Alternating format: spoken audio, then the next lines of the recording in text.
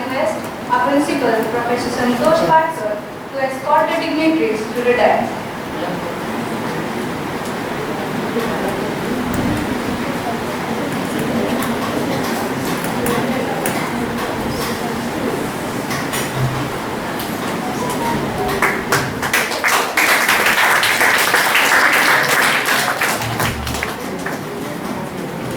The topic of our today's seminar is Breaking Stereotypes, Challenging Traditional Gender Roles in Goan Society. This is a subject of immense importance, especially in our ongoing pursuit of gender equity and breaking down long-standing societal barriers.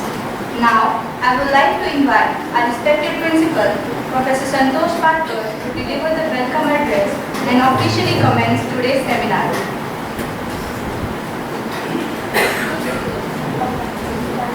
Guest speaker of today's function, Dr. Sharmila Days, Vice Principal, Ms. Smruti Borkar, Convener of the cell, Dr. Sharmila Borkar, faculty members, and dear students. I am extremely happy to welcome you all for this guest lecture arranged by the Economic Department and the Gender Sensitization Cell. In fact, I first got that a gender sensitization cell only for the men, for the girls, and I said that I will not come in the address. I will request the Vice Principal to give the welcome address. But then Dr. Sharmila said the talk will be basically on the woman's role in the freedom struggle, Goan freedom struggle. The society, normally in the Hindu society, or basically is a male-dominated society, where all the decisions in the family is mostly taken by the male member, that is the karta of the family or the head of the family. And wherever the women or the ladies in their families has to go outside, then they have to take the permission of the head of the family or male members in the society, and this has been continued for years.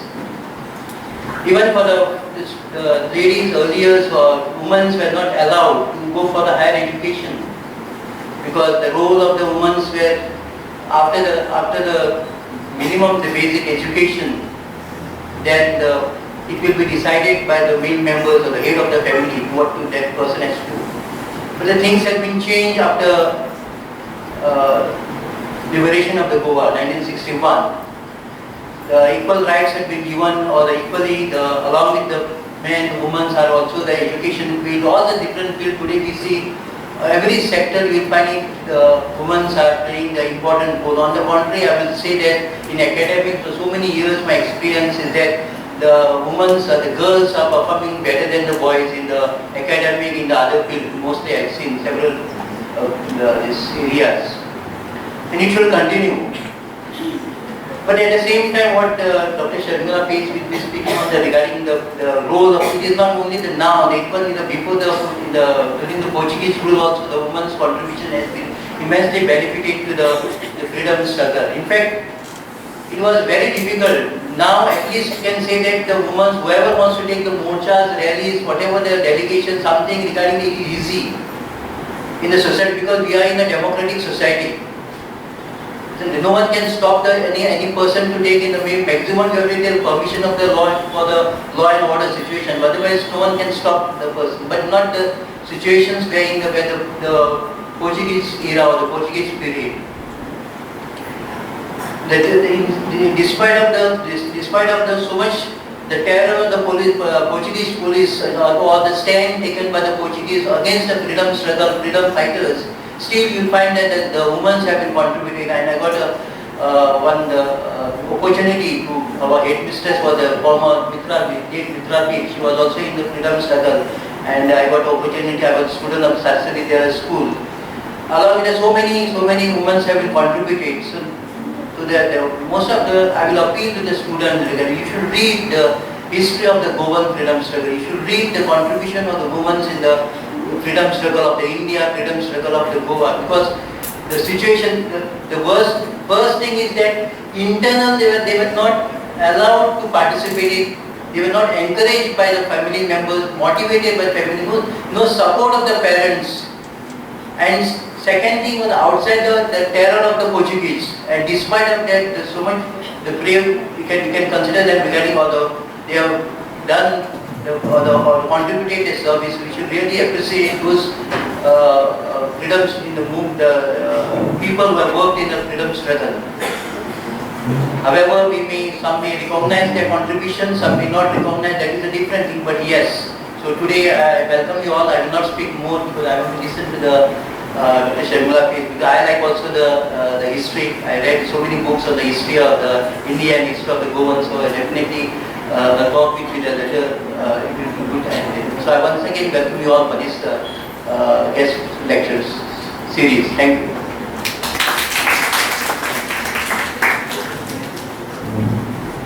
Thank you, sir, for your kind words and warm welcome. At this point, I would like to invite our librarian, Dr. Shobha Karikar, to introduce our guest speaker for today's seminar.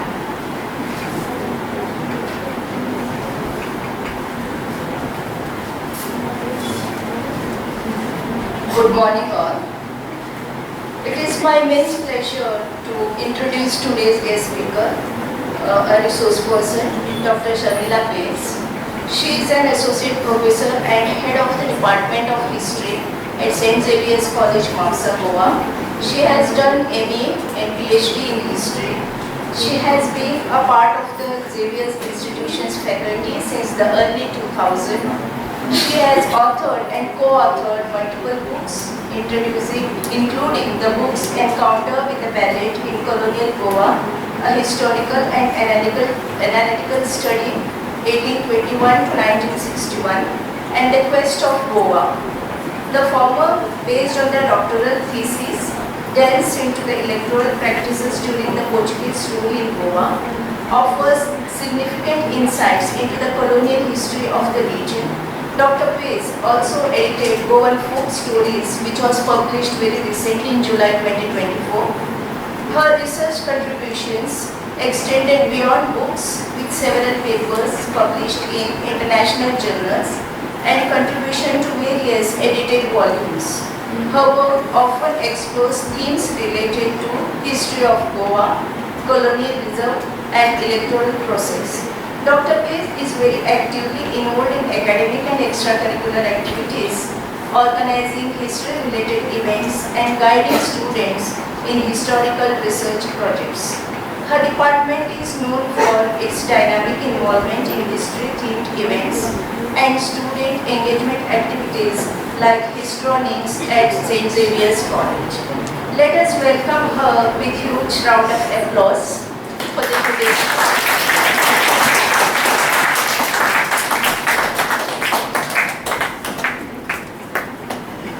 Thank you, ma'am, for that wonderful introduction. Before we proceed, I would like to invite Professor Sharmila Karikar to present a token of her appreciation, a potted plant to our guest, Dr. Sharmila Pace, as a symbol of her gratitude and respect.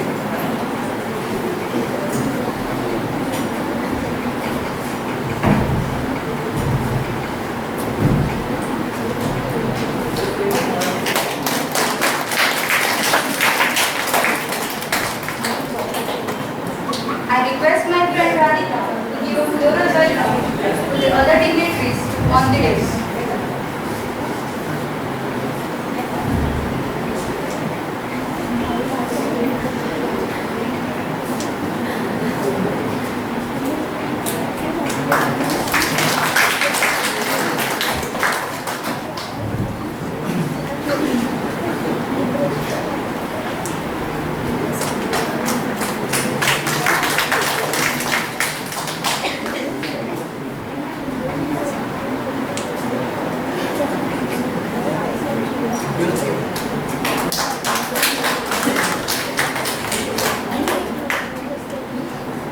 It is now my privilege to invite our esteemed guest, Dr. Sharmila Pace, to lead us into the discussion on breaking stereotypes, challenging traditional gender roles in Goan society. Also, I request all teachers on the stage to take their places in the audience.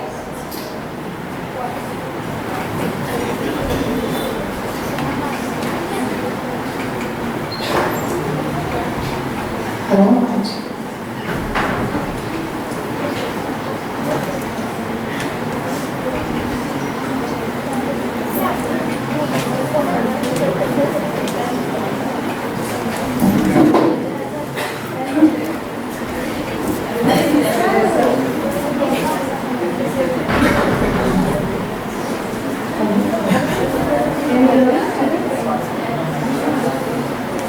Hello. Respected Professor Santosh Patel, Principal of the institution, Ms. Smita Bolkar, Vice Principal who is present here, is Board, Professor Sharmila Bolkar, HOD of the Department of Economics and Coordinator of the Gender Sensitivity Cell, faculty present, students who have assisted in this program, and the rest of you, my beloved students. Thank you for having me in this institution of yours. In fact, it's the first time that I have come to the campus. Although I've been here on other occasions, not in this institution, but for election duty, maybe once or twice I have been here. So it's a real pleasure to be in this institution. Also because I have a historical connection with a coordinator where we share a similar name, and I'm honored for decades together. For nearly more than 20 years, I think I've known her, so our friendship and camaraderie is really strong. So thank you for having me. And I'm quite pleased to see such a big audience here of both girls and boys. Boys too are most welcome because this is an issue that not only affects the girls but the sensitivity to gender issues where the men folk have to be aware of. Now, there are a few things that I want to talk about. My focus, as has been told, is on the Goan freedom struggle, especially the participation of women in the Goan freedom struggle. Now, before that I'll make it as one of the last on the agenda. Before that, I want to, maybe you could also tell me, share your inputs on what exactly a stereotype is. See your title that is there, Breaking Stereotypes, Challenging Traditional Roles in Goan Society. There are two aspects over here. Can anyone you tell me what exactly is a stereotype? Any of you? And then you break a stereotype. In this case, you can give an example of not only about women, but you can have a stereotype about any belief that you have in the Goan society. What is a stereotype? I'm sure many of you are aware of it, but rather shy rather to talk, and you have immense discussions. I can see that. A stereotype is a popular belief that is held about the society. Maybe about certain norms, traditions, it can be about men, women. These beliefs may be true or may not be true. Now, say for example, you have stereotype of Goans. We have certain beliefs which may not really be true. Like Goans, very often they are portrayed as lazy, not educated. I use this word not educated because, see, I'll share a few experiences which some of my colleagues, sometimes students have shared. There was some years back, maybe about 10 years back, there was a student of ours from the political science department, and she decided to take admission at JNU, Jawaharlal Nehru University in Delhi, a very prestigious, for a degree course. And there she was asked, and she told her she was very shocked at this. She said, I didn't know that Goans want to study higher. See, this is a belief that many people have about Goans, which you will realize that it's not really true. So they are not very educated. They lead a very slow life, or they drink. Okay, now once again here the movies. There's a study carried out by one of the teachers of an institution in Goa itself, where she said that Bollywood itself, promotes this idea that Goan women are, available. Their whole image is not, distorted. So you have this, blinking. Especially in the 1970s and 80s, there would be a number of movies where this kind of a stereotype was promoted, that women are very loose character. In fact, you will realized staying involved for so many years, and I know for myself that this is actually a distorted image. Okay, this is not necessarily true. Even if some exceptions here and there take place.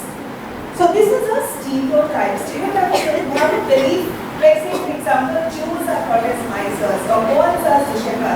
These are beliefs which are not really true. There was also time, when they said that Goan caste, if you're a person from Goan, they would say, oh, boy, this is the Delhi. Or if you are from Santa Cruz, be careful. See, these are stereotypes. They are built over certain reasons which may be true, which largely they are not true. So that is what. Now, likewise, we also have stereotypes about women and men. Okay.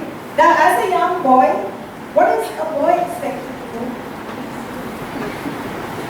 You have now as stereotype of a lady. This is her household work, job that she has to do. Which of course, a man can also do this. A lady also can do it. I'm not a feminist in the sense that, but I've just had this image that I found, which I thought I would share with you, where women sometimes are expected to do all the housework. But why not men? Men can also do this. Now, even as a young boy, I'm sure many of you, as you have grown, your boys were given cars. Cars are meant for boys. Girls have a particular pink dress. When a girl is born, the parents will decide. It's a pink, right from a pink frock to pink shoes, and everything has to be pink. Now, why can't boys wear pink? I know you may feel it's not acceptable. Boy wearing a colored kind of a pink dress, it's unusual. But see, these are the expectations that you have of a society. And when you don't adhere to that, that means if a boy has to wear a pink shirt, even if you know that boy is really funny, he doesn't really fit into our society. A girl, if she has to behave very feminine-like, and I'm going to share this with you, something about the legal aspect. Many of you must have heard of Justice T.Y. Chandrachud. He's the Chief Justice of the Supreme Court of India, and I quite admire him for the reforms that sometimes and his way of thinking. He has brought out the manual last year, it's a 10-year back, and he says that even in the judiciary there are stereotypes about women. Like say for example, there are words like a fallen woman, a woman who is lazy, unempowered women. He says these are things that should be out, and he writes a forward in God when we change all of this. So in our society we have these kind of beliefs. My own son, I have a son who might be a little older than you by a few years. I remember when he was small, when he was about 2 or 3 years, he liked not playing with cars or toys. He loved to swim my house. And an aunt of mine who was staying with us, she said, what is something very unusual? Why is this boy swimming? He should be playing with cars. But he didn't want, never in his life to play with cars, and now he's grown up like you. And I feel that just the kind of a fear that we have about certain kind of issues, which you should not have as educated parents or as educated youth. We should not have these kind of fears, because these are beliefs which may be true or which may not be true. This is what I said to you earlier. A girl or a woman, she's supposed to be delicate, docile, a homemaker, pink. See, physically, if you try to analyze, you have a woman is called as the weaker sex. Now, why is it said so? Because now physically, when you try to analyze, or maybe scientifically, when you try to analyze, the weakness arises it's not a mental kind of weakness. Probably some kind of in terms of physics. You have men and women of the same age. It is possible that there is some kind of, a man may have an upper hand in terms of fighting skills, but it is not a mental weakness. So you have these stereotypes, gender stereotypes about women that we have, which I've already explained to you. Now, breaking a stereotype. Now, what does it mean, breaking a stereotype? You go beyond what is already there in the society. I'm sure by now you understand very well what I'm trying to tell you. So what, if a boy starts looking for a change, there's nothing wrong. If a boy is unemployed, see, there is a possibility that, for some reason job, but his wife has a job. So what? There should not be a problem in the society. Because society condemns and says that, a boy has to be a breadwinner. See, largely, we have to work. And I'm sure as you get educated and pass through the portals of this, you pass out, you'll want to work. Because see, working itself, you're making use of your education and it is power. When you work, you're using your education. But for a change, should a boy not be working for a while because he has had issues? I don't see anything wrong, and I'm sure, you as educated youth, you should not see anything wrong. So that is breaking a stereotype, which is very important. As educated people, we have to break certain stereotypes. Now you see here, these are figures, images, rather sketches. Now when do you see this? Generally on the 8th of March. International Women's Day, you have a lot of forwards like that. What does it tell you? I've got this image deliberately to show you how a woman, she's multitasker. Okay, this is not to say we have nothing against men, but since now our issue is on gender sensitivity, and I would believe that all are equal. I would favor girls and women have to have better education. It's all about quality and capacity. Now this is something that we see on 8th of March, International Women's Day, where a woman is a home. Now these are the images that we see of an Indian woman where she's an educated lady, she manages her house, her children, and this is an example of gender stereotype which we expect. Okay, this is another animation that I was quite impressed with once again, telling us about how a woman is multitasking. She's doing so many jobs. She's a working woman. She can manage her house, her family, her children. So this is yet another example of a gender, breaking these stereotypes. Now here, when I was sitting with the vice principal, she also mentioned to me that in Goa, we are much better off than the rest of the states. And even in terms of security, the government statistics show that our educational levels in Goa, we almost rank 5th or 6th as per the latest statistics that we have. Goa is one of the most safest states in the country. In the 10 unsafer states, Goa doesn't feature. In fact, it is one of the top 90 states. I may be a little wrong here and there, a few instances that occur. You will also agree that sometimes we have a few issues occurring here and there, but by and large, when you take statistics or percentage of overall population, Goa is the safest state. In terms of literacy, girls, female literacy, we almost 5 or 6. Kerala being the first. You all are aware that Kerala, the literacy of Kerala is very high in terms of male as well as female. So we are much better off. We are much safer. We have some kind of freedom that in many parts of India we may not have this. Okay, for whatever reasons, there are various factors which make up our personalities and our circumstances, maybe standard of education, our political climate, etc.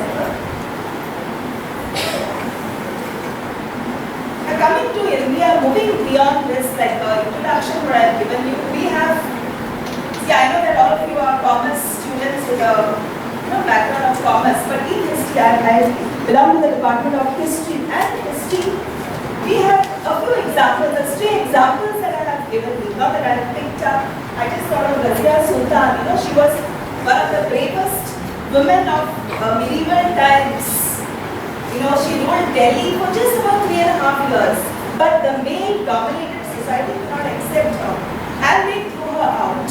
Because it was a patriarchy. But she tried to rule and she was one of the best rulers. Her father, I must share this, her father chose the daughter over the son. Which also tells you that he had trust on his daughter. So that means during that time, say about the 13th century, it was such a revolutionary step to have a woman as a ruler. Okay, then work, that's another issue. Then we have so many other women here. Mahila Bhat, she as a widow, she managed her state in the absence of her husband. You have the last two, I'm sure in history books, when you were in school or high secondary, largely in school, we have heard of these, women freedom fighters. So we have a lot of women who in their own times, they have broken stereotypes. They have fought against the society. You read about the life of Aruna Asam Ali. She is a very brave woman. One is that she has taken part in the freedom struggle. And she says, she herself writes, she says, I lost my father very young. And my uncle, raised me up after that. But at some point in time, because of the inter-religious marriage that she has, her uncle refuses to acknowledge her. He says, you are as good as dead to me. But she did not care, she went ahead. Now besides that, see, that was like breaking a gender stereotype. Okay, I'm not saying it's right or wrong, I'm not judging her, but she had the guts to do that. And apart from there, all her good deeds that she did after liberation, before that, so she was a very example of Sarojini Naidu as a writer, a lot of achievements. So these are women to be applauded. Now I'm sure you know this girl, familiar with this. Who is she? Any of you can? This? Any of you can, students?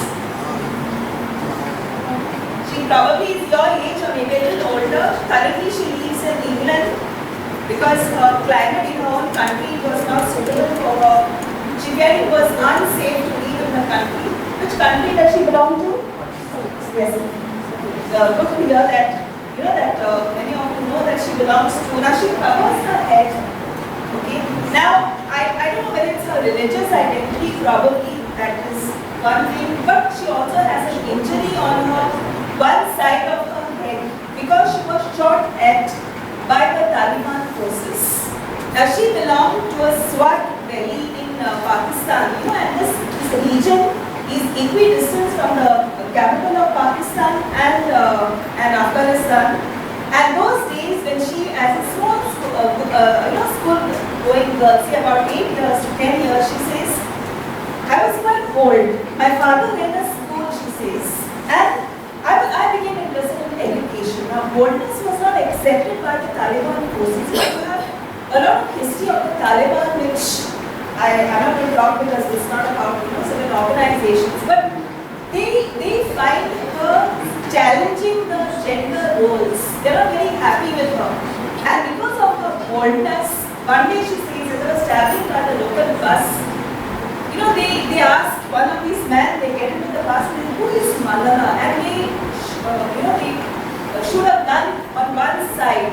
And she says, for 12 days I was in a hospital. After I recovered, my parents and my relations were there. They said, you have survived an ordeal. It's a miracle that you have survived. And thereafter they went to England. They took asylum there and they stayed in England and she still lives there. Now there is something mixed in the next slide. You read, the first one is a quote from her. She says, I tell my story not because it's unique, but because it is the story of many girls. Which means girls are not educated, they are not given a chance to, it's not that, don't misunderstand me, not all girls, sometimes we have a much better situation, but many parts of our own country, we don't have these opportunities, although we have the right to Education Act that is in place, but still we have issues. So she says, my story is nothing unique, but it is the story of many girls in her country. And she said, I could live a very quiet life if I chose to. So either you have a choice to live a quiet life or you choose to fight it out. That can apply even to the men, the boys. You see something that is wrong, you choose to keep quiet, not support justice, or you bring it out. So it depends on how you challenge certain kind of established rules and regulations. You have the boldness, and she's a very example of a very, very gutsy woman. Okay? She should be kind of example for many of you here, being very young that she is. And we also have this, okay, I won't talk much about her, that we have to come to one women. And we also have Greta Thunberg, who at a very young age, as a youth, she was interested in saving the environment. And she makes a change. She tells her own family that she's interested in, she said we should reduce carbon kind of emissions in our own homes, and then she tried to protest against the government, and she gets this. So in her own way, as a young youth, she made a difference to the lives, and today she's a celebrity. So it also shows that how women like you and me can make a difference with what options you decide, either to fight or to keep quiet. That something is wrong, what path would you choose? I'm sure that's something that I will leave you towards the end of the lecture. You decide for yourself, would you be quiet or just keep quiet, or you fight? Do you have the guts to fight? So that is how you challenge these roles of gender, being very sensitive to issues. Now coming back to this field where I'm supposed to focus a little.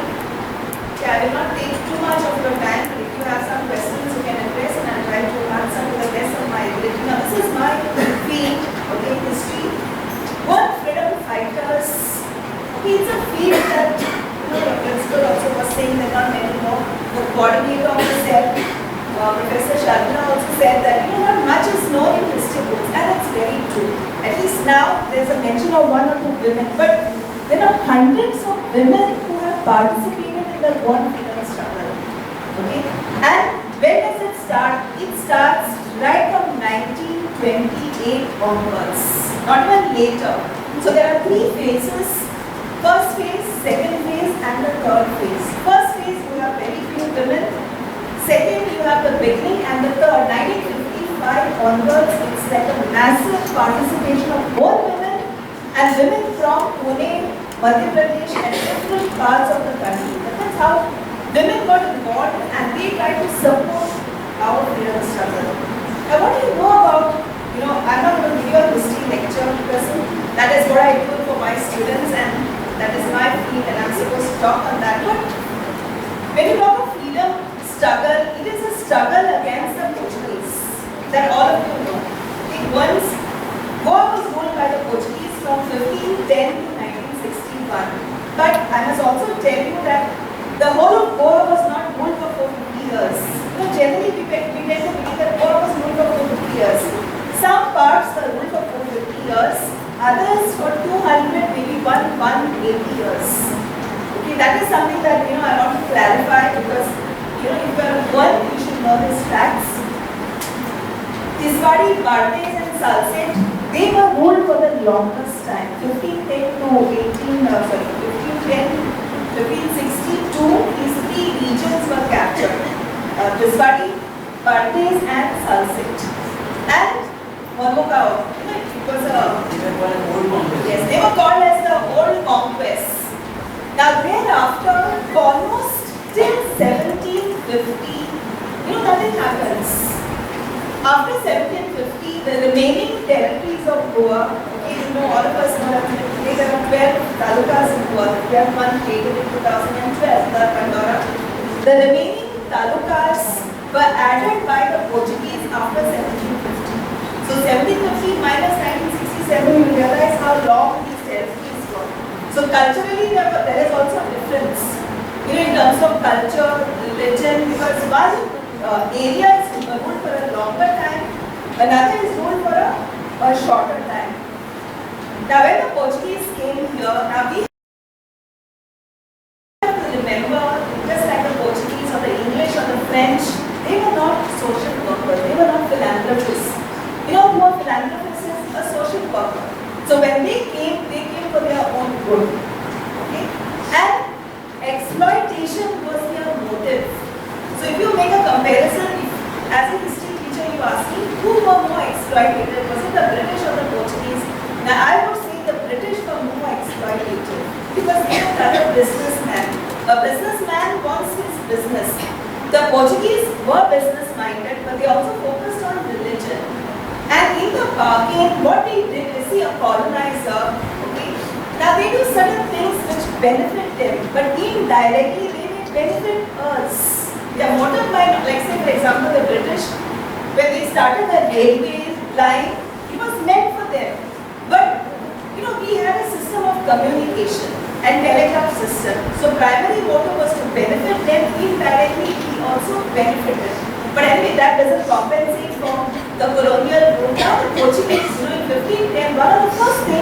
Albuquerque does when he bans sati. Okay? Sati is banned, I don't know how many of you, 1510, sati is banned because he feels it's not a good custom where a woman has to jump into the fire of the dead husband. Now, although he bans it, it remains.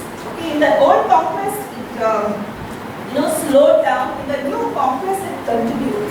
But a ban was imposed. Now, subsequently, he also introduced education, and first was religious education. Then women's, now especially Catholic women, who were open to education, they benefited from the sense of education. Okay, now what about the new conquest? I told you new conquest were captured a little later. Now in some of the new conquests, Marathi education was promoted, Konkani education, sometimes maybe Portuguese, but largely Marathi was promoted more than in the rest. Now this happens from the 19th century. Now besides that, we also have something called as a uniform civil code. Okay, I must say at least I'm not well versed in the legal aspects of it, but in the study that I have done, uniform civil code was implemented in 1869. Okay, and as all of you know, you have heard of it. What are the benefits? Now it benefits all members of the family. There are a lot of legal issues to that, which means that as a Goan, you have the right to your father's property or mother's property. It has to be equal right. And there are of course other sub-laws that are also there, which I don't want to talk about, but that was something that was beneficial, which even many, the Prime Ministers, even Prime Minister Modi, he said it is something that Goa has nice to offer, which the whole country, certain aspects of it are quite good. So many judges of the Supreme Court, when they make a study of the uniform civil code, they said that, okay, there are certain nice things about the code because they give you certain parity or equality with everyone is treated as equal. So in that sense, it is a positive aspect over there. Okay. Now from there we move on to, that is the 19th century, we come to the 20th century. 1910, there are various phases of world history. 1910, you have something called as a Republican phase.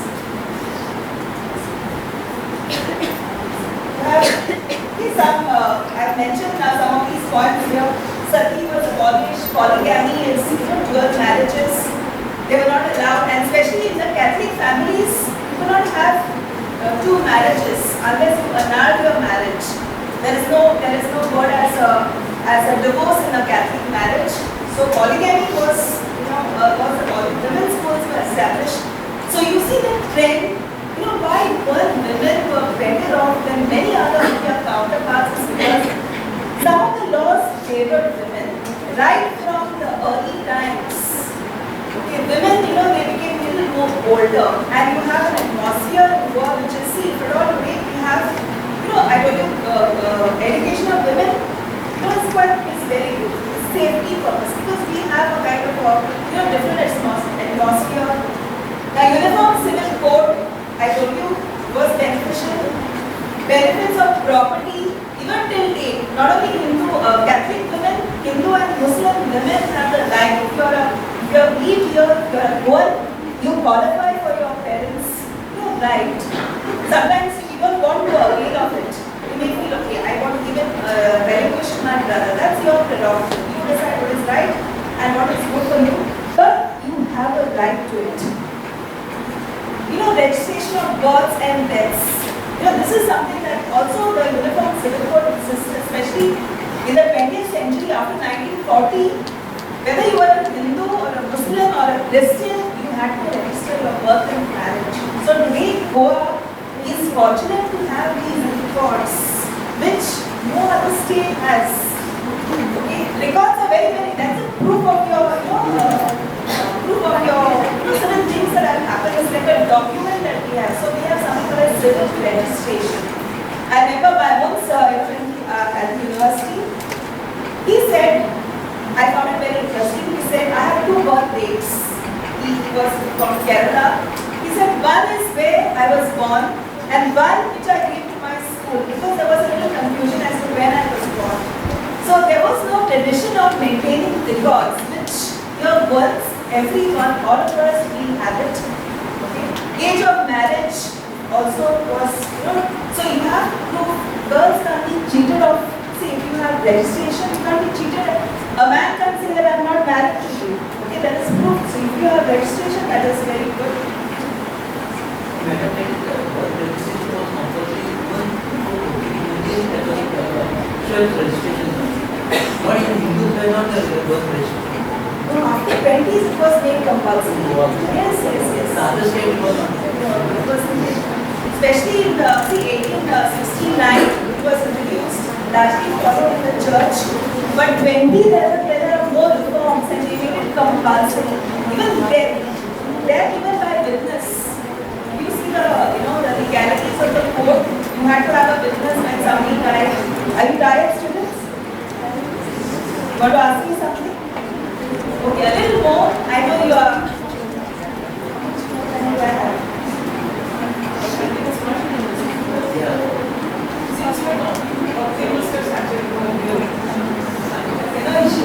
See, you 1910 to 25.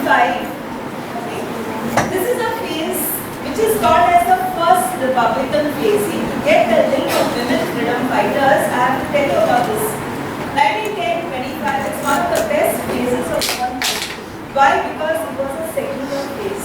There's a republic which is established and a secular. What do you mean by secular? Religion in paper was not so important. And the Hindus of Goa and the Muslims, they were very happy with this because they said, oh, at last we have this freedom. During this time, incidentally, lots of schools came up. Marathi, Konkani, Rajni, Panjan and Margaon and Mamsa, many of these schools came, many organizations came into existence. Okay? And see, remember one thing, when there is democracy, you feel like talking. In a dictatorship, you are scared to talk. See, that is always in any country, even today. Democracy gives you freedom. See, I'm standing here, okay, and I criticize the government. See, that is because I have the right to do so. Okay? If I criticize the government for a wrong deed, in a democracy I can do that. That is the right of being, a democracy. Now, in a dictatorship, you can't criticize anyone. So I hope you know that in a republic, which was more secular, a lot of schools came to the surface.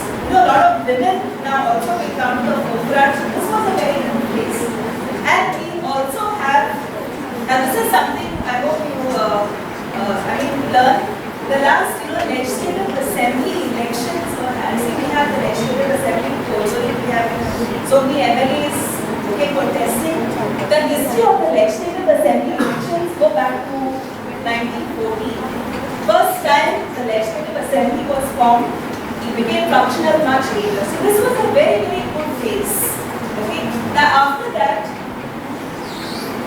thereafter 1926 to 61 is not a very good phase. You can say there's a dark phase rather, because you have the dictatorship of Salazar. All of you have heard of Salazar, and many of you from your parents, you must have heard of how life was. He was a dictator, in Portugal, and of course his reforms they were also experienced in all the places.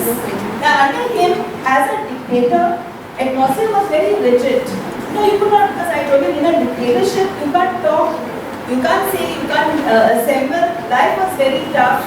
Every article that you publish in the newspaper, that is censored, that at least scrutinized. You can't openly talk. Now you have to take permission for everything that you do.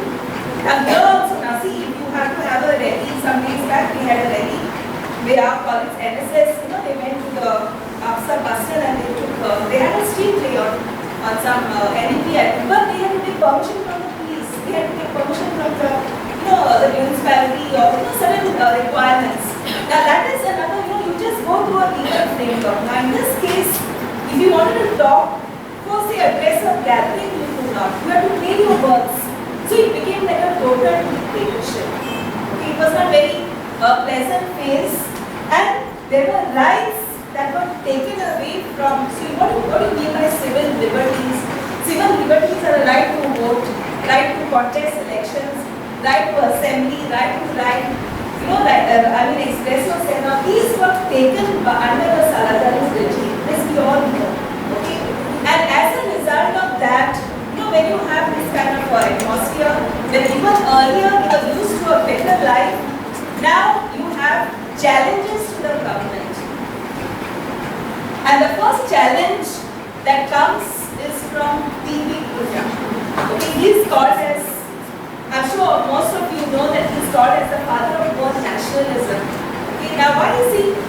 In 1928, he starts his movement. He establishes a Goan Congress committee. And why is he, he came to study his background. He came from a landed gentry. He was a landlord. Okay, very, very rich man. He did not have worked. He was highly educated, but he had spent a lot of time in Paris, where he came in contact with some of these socialists, where he learned about class struggle. So he was totally on a different plane altogether. So when he comes to Goa, he felt Salazar was just the opposite, and he decides to have an organization of his own. It's called as the Goa Congress Committee, along Gandhian lines, to challenge the government. Okay. Now, this kind of a man will not survive in Goa. There is dictatorship. He probably has to leave and go to Mumbai or Bombay, as it was called then. So he operated for some time, and then he had to leave the place and go, because otherwise he would be imprisoned, which he was actually. And you have his two nieces. That means in the whole freedom struggle. This is the first phase. It's not. You don't have too many women working there. Bertha Menezes Braganza and Beatriz are these nieces. They are the daughters of Luis Menezes Braganza. I'm sure you have heard of them. Luis Menezes Braganza, T.V. Pruja, they are the early nationalists. Now these were two daughters of Luis Menezes Braganza. Okay, now they accompanied their uncle on public speeches like that against the government. And all their lives, if you read their biographies, they say that with Bertha Menezes, she says all her life she wore saris and she would talk company at home because they were totally against the Portuguese government. And then after you see that Beatriz, she goes to Bombay, she was a scientist and she did not really be in Goa. There's another daughter of theirs, Olga, who she married a man from Karnataka because they were all kind of nationalist minded, and somewhere I read that the successors, these are in Portugal, they have, I'm not sure about this fact. So these are the early women who challenge the Portuguese government. But you are challenging, you can't stay in Goa. You have to hide, you have to go underground. This is, I got a picture online, so I just, being an early kind of contributor, I paste it next. Now next we have the second phase, and there's of course the third phase. Now second phase, you have something 1945, that is from 1928, there's something very different activity. A little later you have the Goa Seva Sangh. Seva, you know what Seva is, you are rendering service to the society. So Seva, a union is formed over here under Purushottam Kapurkar. He was one of the stalwarts, one nationalist. At the time of the opinion poll, he along with Jack Sukera, they fought tooth and nail for one identity. So the same Purushottam Kapurkar was written some beautiful songs on patriotism. If you listen here, they are very, very touching about Goan identity. Now he established an organization to work for Goa. Okay, and all of this had to be done very, very quietly.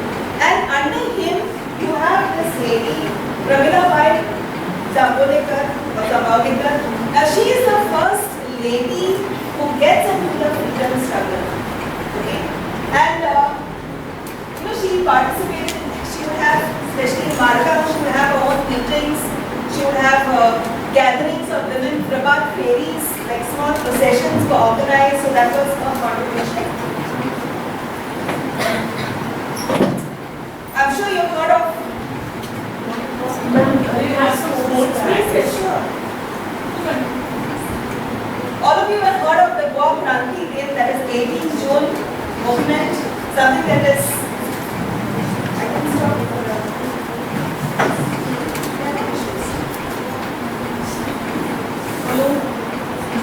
I think I should take another 5 minutes or so.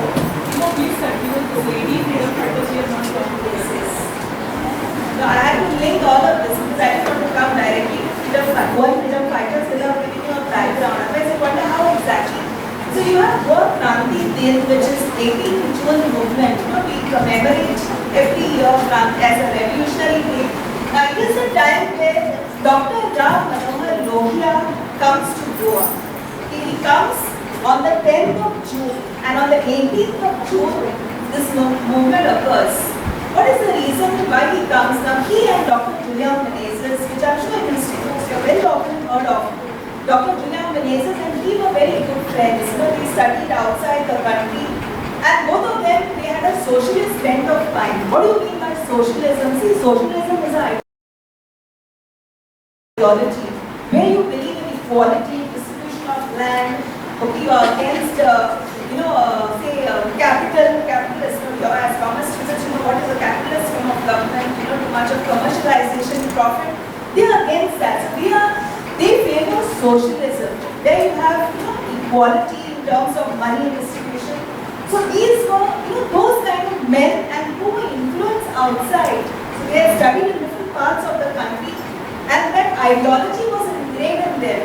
Even Lohia. Now he was a staunch stalwart of socialism. Now due to his ill health, because of his sickness, he came to Assamna for rest. Now you can imagine Assamna, those days. Now itself, a lot of people they feel Goa is very scenic till now. And now those days, so many decades back, I'm sure it was even more pleasing. So he comes here for rest. On the 10th of June, now his coming here cannot be kept as a secrecy. The news spreads like wildfire that a socialist of that standard, okay, now you can imagine, these are like big stalwarts of that time of the Indian national struggle. Now when he comes, there is a big crowd to visit him there, and through the Goans, he comes to know what life in Goa was. That there were no civil liberties, you cannot talk. Even if you had to have, say, a wedding invitation, you want to see, today we may have, invites, we have forwards but those days, people would have invitations for maybe for a wedding, a few occasions, so everything was scrutinized. And then Lohia comes to know about this, he is very, very disturbed. So he says, he thinks, I will address a meeting in Margao. So on the 18th of June, at Lohia Maidan, I'm sure at least some of you are aware where Lohia Maidan is. It's close to the Grace Church, which is encircled, and you have any kind of public rally usually is held over there. So at Lohia Maidan, as he was about to deliver his address, he was stopped by the Portuguese and was not allowed to talk. His speech itself was taken away. He was taken to the Ranjan police station, and then the rest of all that revolutionary movement followed because he was whisked away. Portuguese were very distressed, and Portuguese didn't give permission for this death, but he did not care for his life and he spoke. Now this was actually the beginning of actual freedom struggle where you see lots of women.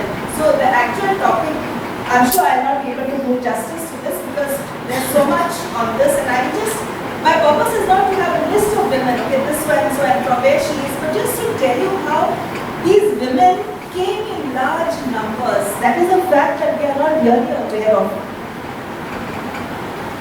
Now one woman which you have to know is Vatsala Kirtani.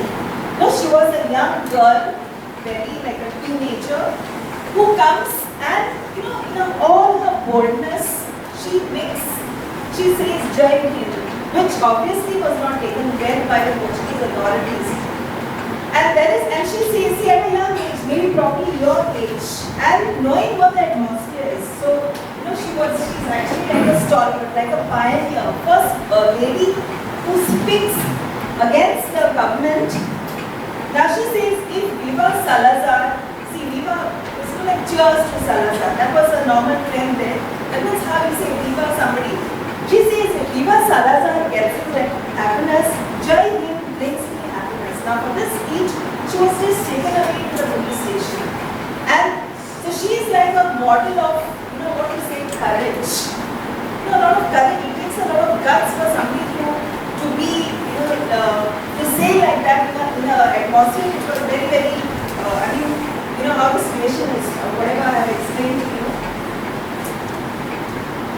Now, there were other women there who, Lalita Kantak, and you can remember Zabavika, Krishna Hede, Gita Hede, Krishna Lotlikar, Mukta, Paraputra, RSS. There are so many of these women. We also participated in this movement. Now, this movement was not restricted only to 18 June. Thereafter, we had it in Manchester. There was a big mortar that was taken, and you have something called as the 18 June Road. Okay, in Panjim, which I'm sure many of you are familiar with, and this is 18 June Road. You know where it is?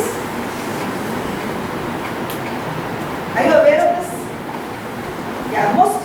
What about students? Have you heard of 18 June Road in Panjim? It's some of these big shops and all. You have the Baron and all those shops. You go shopping. If you like shopping, you have that. There's a whole 18 June Road which is named after this day, which the merger was held later. So first the issue occurred in Margao, and thereafter you have in Panjim and Mapsa. So let me see, whenever there's a issue that takes place, it was viral. I'm using the word viral, although it was not used then.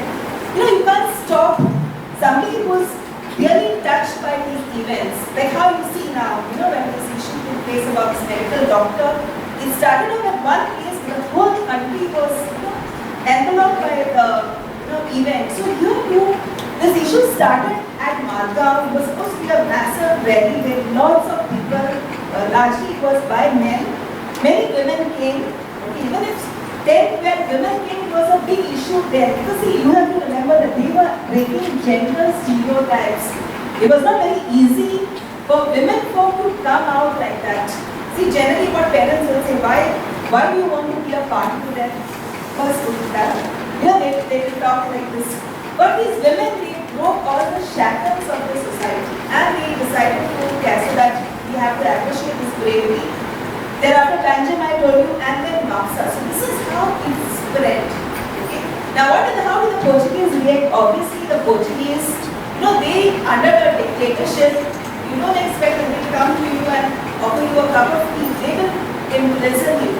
So a lot of these women, they faced lathi charges. They were imprisoned. Some of them, had to stay for say 8 years, 10 years. That is how their life was. But they said it's like a spark. So 18 June movement is like a spark in world history. Okay, where women fought for a different cause altogether, not for their properties, but rather for their land. And what were they demanding? They didn't ask the Portuguese to leave. Their demand was give us civil liberties. Okay, at this stage, they were not asking the Portuguese to leave and go. They said we want civil liberties. That was their issue. Now, after 1954-55, freedom struggle takes on a different plane altogether. Now, I think Sir has mentioned about this freedom fighter. She was a Ghanaian, Mitra Peer, and you said that she was a. Oh, so such a honor for you all to have a freedom fighter who was associated with this institute. Now, she was a wife of another freedom fighter who was a Ghanaian. Now, what do you mean by Ghanaian? See, most of these freedom fighters, all of them, they were influenced by Gandhi's ideology of non-violence. Now, if you ask me whether you're violent, there was another organization called as the Azad Komantar Dal. Now, that was a violent organization. There were some who felt that these tactics of Gandhi, they are not working. So we have to do non-violently. So there were also these kind. But some of them, believe in non-violence, which is a weapon. Why don't you not use violence and try to show the colonizer that I don't approve of your tactics. It's supposed to be a powerful weapon. So we have this lady, a courageous lady like that, who faced a lot of problems. And she was a great educationalist. No wonder she was associated with this institution because her passion was education. She tried to spread education in different parts of the state. Okay, so now what happens is that from 46, which phase are we? See, for my purpose, is not to tell you just dates of history, because dates are, tell you which age you belong. So when you say it's 1924, 2024, okay, this is the current. So that gives you an idea of what is the age that we are talking about. After 46, till 1954, there is nothing that happens in Goan. Okay, everything is like a lull. We use L-U-L-L. That means it's a phase where everything is down. Okay, there was no proper leadership as such to take over. Till we come to 1954. Now in 1954, what happens is you have the Satyagraha that takes place. The first Satyagraha, 1955, another Satyagraha that takes place. 1954, why does the Satyagraha takes place? There's an interesting incident.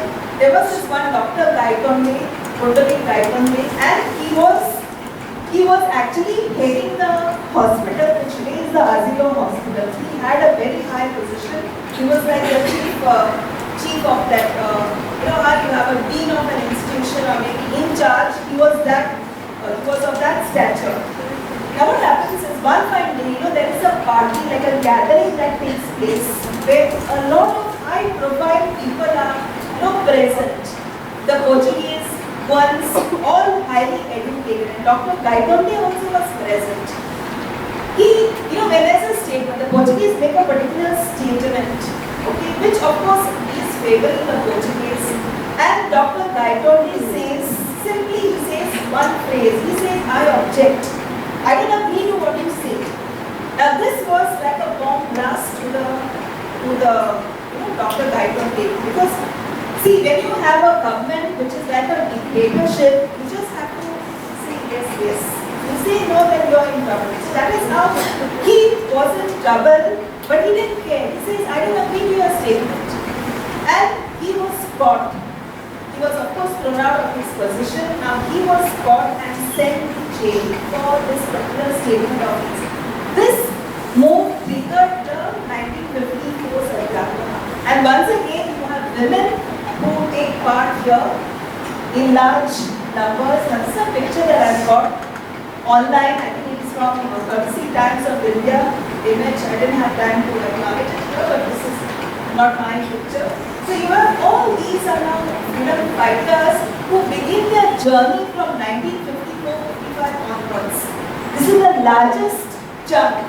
If at all you want to make a study of women freedom fighters, you have to happen from 1954-1955 onwards. Different women, belonging to different, Hindu women, you have, Catholic women, hundreds of them who take part over here. And what is the reason we were fighting for, against the Portuguese? Now, the dawn of liberation sets in over here. So if you want to know where is that, force asking the Portuguese to leave, it comes over here. Now you have to remember that by 1954-1955, India was already independent. 1947, India got independence. And the Portuguese were still in Goa. Portuguese remained for another almost 15 years. So this is where the Goans feel that the Portuguese also should be out. But Salazar was not willing to leave. He wanted to leave. Now, was it beneficial? Goa was not beneficial at all. See, at this time, if you think that Goa was beneficial, he was rich. Goa was not beneficial to Salazar, but it was his ego issue. He felt that I have to, why should I give? So that was his perspective. Now, secondly, India also didn't want to use violence, which means, see this, that Salazar will not leave. Okay, Nehru was the Prime Minister of the country. Now he did not want to use violence. Okay, why did he not? See, there's a reason why he didn't want to use violence. In 1954 or so, Nehru signs, Prime Minister Nehru signs a treaty with China. Okay, and this is called as the Panjshir Agreement, where he says, we will not use force. When we deal with bilateral issues, we will solve the matters peacefully. So for him it was, a sense of a dilemma. Okay, when I am saying that we are not going to use force, how can I use force? So Salazar was taking advantage of this. See, if by saying I'm a vegetarian, actually up to my this beliefs of a vegetarian. Somebody offers me some nice, delicious, some chicken patty. I can't really, fall for that if I'm really living up to my convictions. Now that is how Nehru on one side, he had signed a treaty where he said he will not use force, and Salazar is taking advantage of it. So Salazar would not have left till probably the Operation Vijay took place. So you have 54 was one satyagraha of a smaller scale. 1955, next year, August, another satyagraha takes place. And all of these women that we can name, they are a part of the 1955 satyagraha. A lot of women, they entered Goa from outside. Now, why outside? Because, see, this also tells you how the Goa cause was the cause of the whole country. Okay? So that also tells you about the selfless. Sometimes we are very selfish. Something is happening here, we are not affected as Goans. We keep quiet. Like that we say, that is something that is common in Goan society. We are not bothered. But when Goa had a problem, men folk, a lot of them, Sardar Karnail Singh, he was a Punjabi youth, he was about I think 21 or 22 years of age. He married for about 3 months. He left his family and came here and he died. He sacrificed his life for the sake of God. So this is something that we have to appreciate how we do some things. We sacrifice our lives for a particular cause. So women too, many of them came from Pune, from Bhopal, from Madhya Pradesh. Many of them came here. Now neighboring states, Maharashtra and Karnataka, they were our neighboring states. So that was easy for them to come. So we have a lot of women. Some women were married in Maharashtra. Mona, Raji, they are of Goan origin, husband and wife, they were all Goan. Now they also showed their solidarity. So you have a lot of women, and you see their, social kind of, social class. Some of them are highly educated. They came from elite families of Goa. They belong to the upper, hierarchy of the society. Now this Sudha Tai is, you call somebody as an elder sister. So she's Sudha Joshi, Sudha Tai, they would call her. We have always learned her as Sudha Tai Joshi. Now she was a woman settled over here. Now she came here, leaving her husband, and then she was jailed for quite some time. She could not go back because she was largely in Mapsa. She took up that Satyagraha campaign that she took up. And then I think her sister, another sister also joined the movement, so both of them had to face torture. Then we have Mrs. Savara Bai Rai. She was from Madhya Pradesh. Okay. Now why did she come? A lady from Madhya Pradesh, so far away, why did she come? She was a Gandhian follower. And she just tried to show solidarity to the movement. She had nothing to gain as such. From another state she comes over here, and at the border, she decides to have, some kind of, they had meetings at the border because coming inside was a problem. Even Nehru, he passed this order that no outsiders, that the non-Goans could be allowed to come here because firing was going on, and a lot of people were losing their lives. So to protect them, he said, no, there was like a restriction on the border entry, but people didn't came. They came in large, hundreds of them, thousands of them entered. Now this is another one. She was Maharashtrian, as you can see. I think I'm not mistaken from her name. She came from Pune. She joined Sudha Tai Joshi. In Mapsa especially, they had a rally where they were also represented. Now this lady, Sushila Padir, she lives in Goan. She's still alive. And as of now, maybe her date might change the 1 year, but she's alive and she's in her 80s. And she follows, I was reading about her, she reads the newspaper, she says, I'm also disgusted with the politics of what is happening in our state, she says. So she is very versed with politics and sacrificed for youth. Some of them did not marry because it was tough for them to have a family life. Some of them were in jail and it was a big sacrifice. Most of them they married. Sometimes their own freedom fighters whom they met.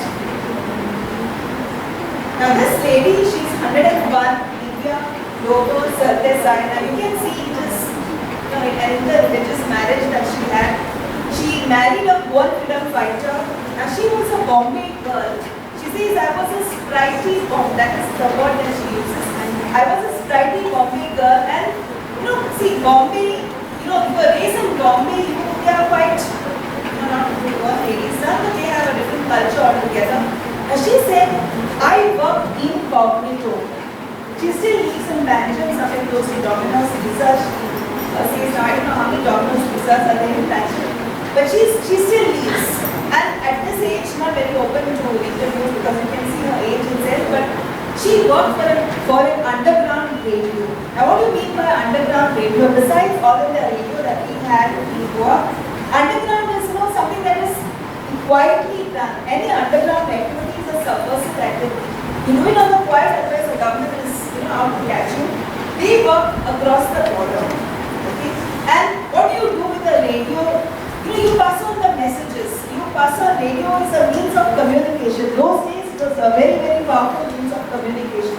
Now I must tell you also in 1961, when the Portuguese left, when the operation began to place, one of the first things that the Portuguese did, they actually shut the all India radio. See, when there is, how we can't do without our mobiles.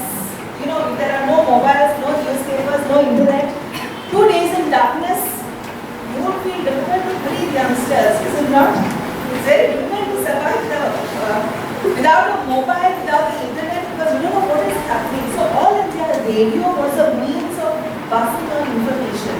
So in 1961, it was totally kind of disconnected, and some Goans didn't know what was happening.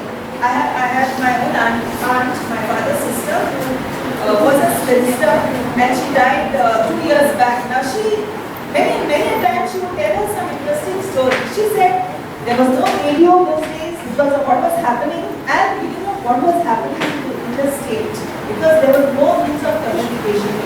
Newspapers were there, but they were few who ever brought the newspapers.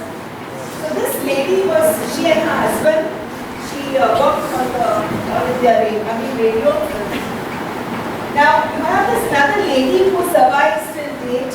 Now I think she lives in Margao. Margao said she's actually from Gonda, but her husband was from Margao. Now I don't know whether she lives in her home now or somewhere else, but they celebrated her birthday in June 2024. Latest that I was able to get, she celebrated her birthday almost like a year in 94, you can see. Okay. Amazing, very on instant that she had of her life. So she was another freedom fighter. Now apart from there, we also have the same lady that I was talking about. What did she do was, she was a member of, most of them were member of the National Congress. They fought along Gandhian lines.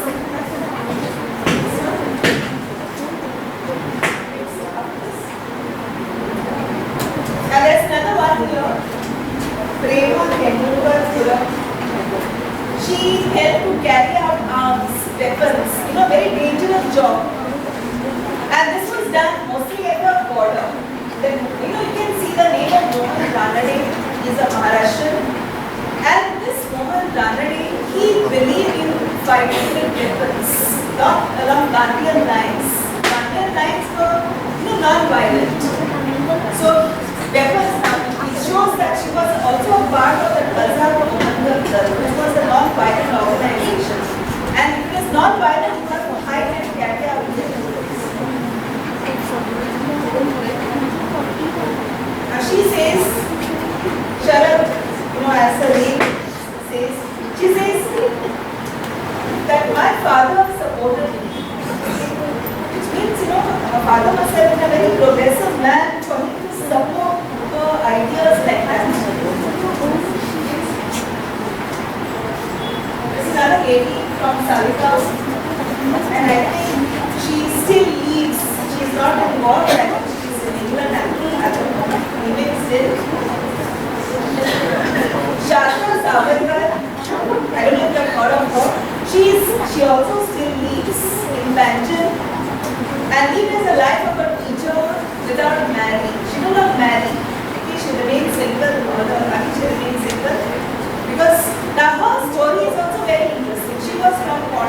Malika, where she says that, one man from her village was killed.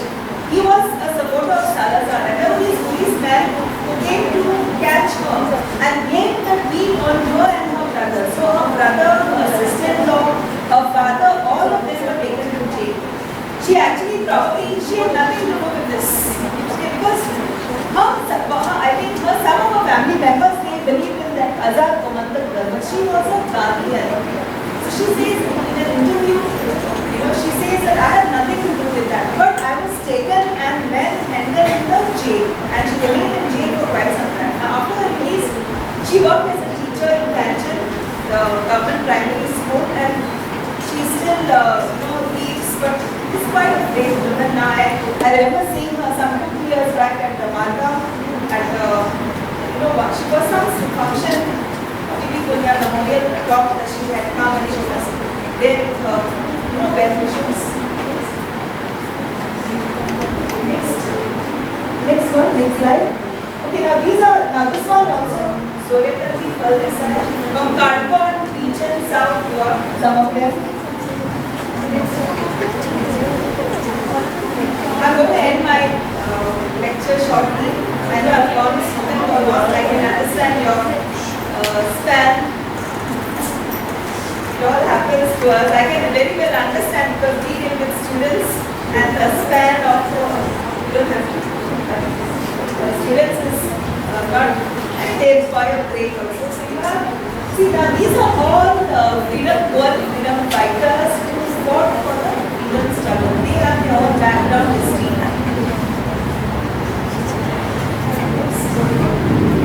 Next one. Okay, I think this is the last slide, students. I put this purposely here, last slide, okay, I hope you can think back, all of us, not only you as students, but even we as adults and have spent have more experience probably. Now, what do you think about this whole? I hope you have gathered some inputs here, okay? You may not want to become a freedom fighter because our circumstances are different. We are not fighting against a colonial rule now, but there is something called as, something which you as former students might have heard of neo-colonialism. We are not under colonial government, but we have other challenges to fight, societal challenges, maybe economic challenges. And you can stand up in your own way, be courageous. Now first and foremost, you should be aware, conquer your fears.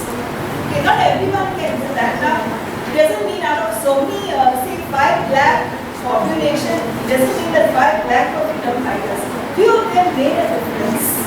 I'm sure if 2 or 3 women or men even now, why I'm not targeting only women, even men can be supporters. Okay. And first and foremost, you make a difference to yourself, to the society. Now what are you going to fight? What are the problems that you face? It could be abuse against women, or maybe you have some local leader or a person who is troubling you. In your own way, I'm sure there are certain challenges that you face. Or somebody feels sometimes, you have a job, somebody else doesn't have, it's like, somebody grew up right, etc. So certain things that you can be vocal and stand. Ultimately, in the end of the day, you may not have got success, but you know for sure that I made a difference in the society. At least I tried. Okay, I tried to challenge. So stand up for what you believe. Okay? So if you believe in a particular ideology, stand up and say no. Somebody is offering you substance abuse, you can say no. See, at your own level. Okay, somebody wants to ask you to come to your lectures, you have to say no to that. So you feel maybe once in a way you're sick and you don't feel like it should not be a constant kind of phenomenon. Where you have to say no and make a difference. Somebody is offering you substances which are not right, alcohol, say no to that. So your challenge, students, lie at this stage, your circumstances, and that is how you make a difference to your life. Thank you so much for having me and sharing with Thank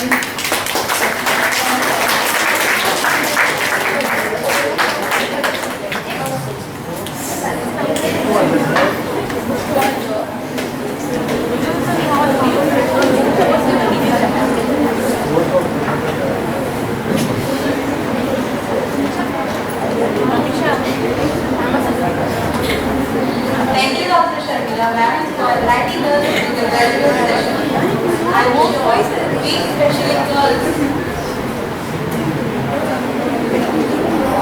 I'm sure we, especially girls, and ladies got inspired and have learned a lot from this session.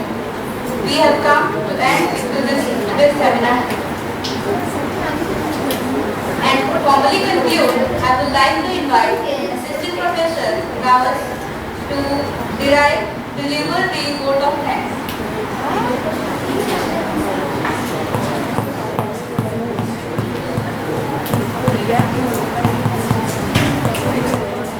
Dr.